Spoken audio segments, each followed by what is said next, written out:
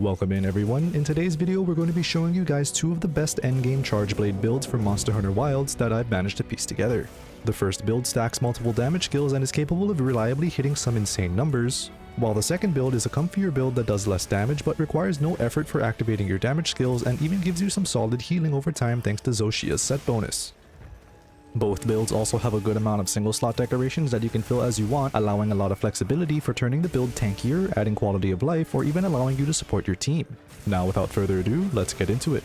Our first build is made for those who don't mind jumping through a few hoops in order to hit some huge dopamine-inducing damage numbers.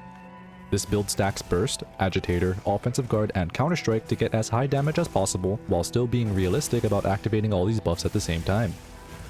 It requires some effort on your end to get all the buffs going, but it only requires the effort of getting hit to activate Counter-Strike and blocking a bit afterwards to stack Offensive Guard on top of that.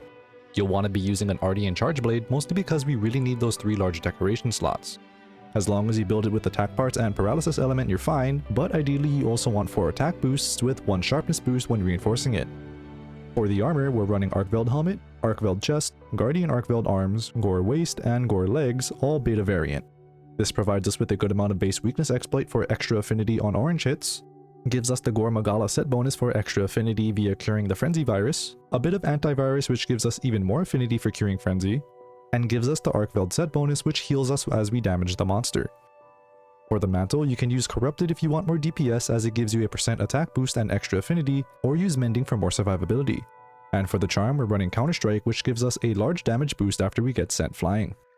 Next, let's move on to the decorations. For the weapon, we have a few options. My main recommendation is Razor Sharp plus Handicraft, Offensive Guard plus Handicraft, and Critical Boost. This lets you practically forget about sharpness management for all but the longest of fights, preserving that 30% extra damage bonus from White Sharpness, and gives you access to Offensive Guard, which is a 15% damage boost after a well-timed guard. Alternatively, if you want more quality of life, you can drop either Razor Sharp or Offensive Guard for Load Shells plus Handicraft to make your vial charging rotation a lot quicker. I'd recommend dropping Razor Sharp over Offensive Guard as the window for activating the damage boost is very generous and easy to proc, and honestly it isn't terrible to just hit a few sharpening strokes mid-fight to bring your weapon to White Sharpness, seeing as how we now gain sharpness per stroke instead of only at the animation's finish.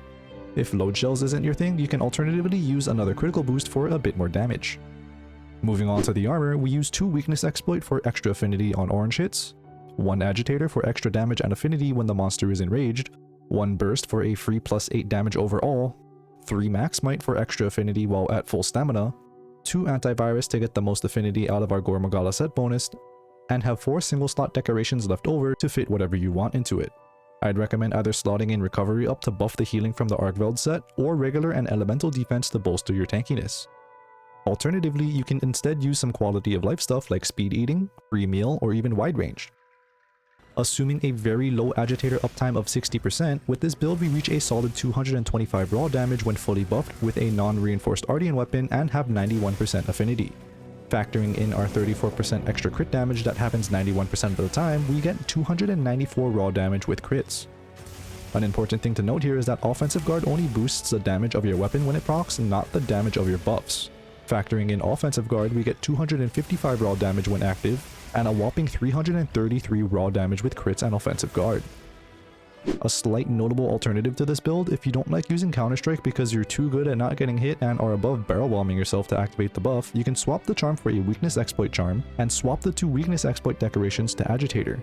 This changes your damage buffs to be more passive than active, but reduces your highest damage threshold since you're trading 25 damage from Counter-Strike for just 8 damage and 4 affinity.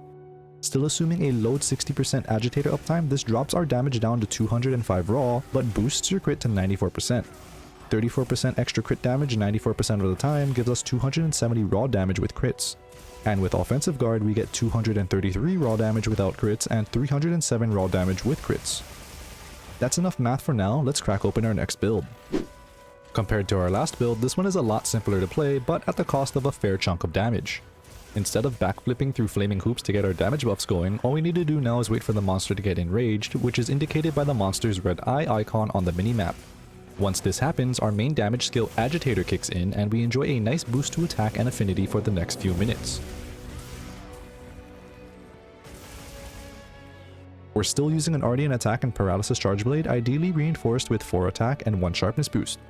For the armor, we now run Zoh Shia helmet, Zoh Shia chest, Guardian arc weld arms, Gore waist, and Gore legs, all beta variant. This provides us with a solid skill foundation of weakness exploit for more affinity on orange hits, agitator for more damage and affinity when the monster is enraged, the Zoh Shia set bonus that slowly heals us, the Gore Magala set bonus that gives us extra affinity when clearing the frenzy debuff, and some antivirus for more affinity when we clear frenzy. For the mantle, use corrupted if you want more DPS as it gives you a % attack boost and extra affinity, or use a mending for more survivability. For the charm, we're running a weakness exploit charm. Next up are decorations. For the weapon, we run the same setup and variations as the last build. Razor Sharp plus Handicraft, Offensive Guard plus Handicraft, and Critical Boost. Optionally swap out Razor Sharp or Offensive Guard for Load Shells plus Handicraft or a greedy alternative of a second Critical Boost. Once again, I'd recommend dropping Razor Sharp over Offensive Guard as it does make sharpness management a bit harder, but it's honestly not that bad since we gain sharpness per stroke and can just squeeze in a few sharpens to top up as needed. For armor decorations, we run 1 weakness exploit for extra affinity on orange damage, 1 burst for free 8 damage on hit, 2 agitator to max out that free damage and affinity when the monster is enraged, 2 max might for extra affinity when at full stamina, and 2 antivirus for more affinity after curing frenzy. This leaves us with 4 single slot decorations that you can use freely. Once again, I'd recommend using recovery up to help that passive Zoh Shia healing or to use defense and elemental defense to boost your tankiness.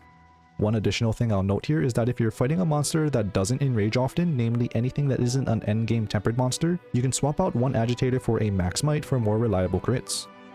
Once again, assuming a low-end 60% agitator uptime, once fully buffed with this build we reach 210 raw damage and 90% affinity with a non-reinforced Ardian weapon.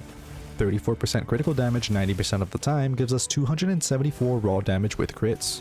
If we factor in Offensive Guard, which once again only boosts the weapon damage when active, we get 238 raw damage when fully buffed and 310 raw damage when factoring in crits. If you want more damage, you can change the charm to Counter-Strike and swap 2 agitator decorations to weakness exploit. With this setup, once fully buffed we have 230 raw damage and 84% affinity with a non-reinforced Ardian weapon. 34% critical damage 84% of the time gives us 295 raw damage with crits. If we factor in Offensive Guard, which once again only boosts weapon damage when active, we get 258 raw damage when fully buffed and 331 raw damage with crits. And with that, we have 2 extremely solid high damage endgame builds for Chargeblade. If you guys found the video helpful, remember to leave a like and subscribe. Let me know how you guys like the builds, and for those of you who are still figuring out Chargeblade, check out my quick Chargeblade beginner's guide here to not only get a solid foundation of the weapon, but to also learn good combos and tricks that some veterans don't even know about yet. Good luck and happy hunting!